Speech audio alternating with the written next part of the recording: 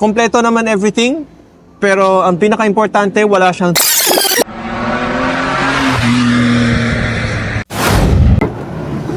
Hi guys! Welcome another episode of Tiger Garage. So, anong gagawin natin ngayon? This is another project here.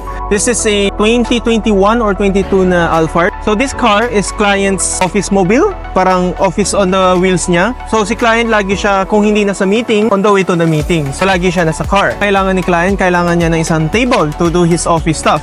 So, as you can see here, this is a stock Alphard. So, meron siyang handle dito. At tapos, meron siyang something to put things here. Pero, you cannot do office stuff here. Meron din siyang some things to make him relax while on the go. Katulad nitong car, kompleto naman everything. Pero, ang pinaka-importante, wala siyang TV. Anong gagawin natin ngayon?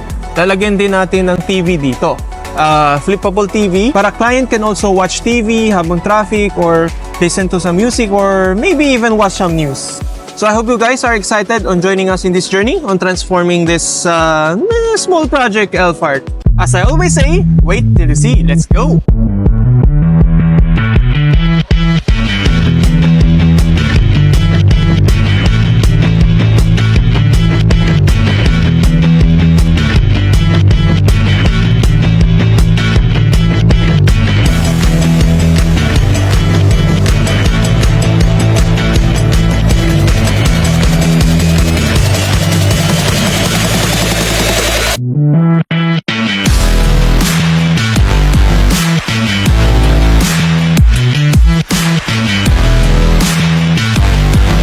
Alright, kakatapos na natin mag-install. Ito yung table na sinasabi ko.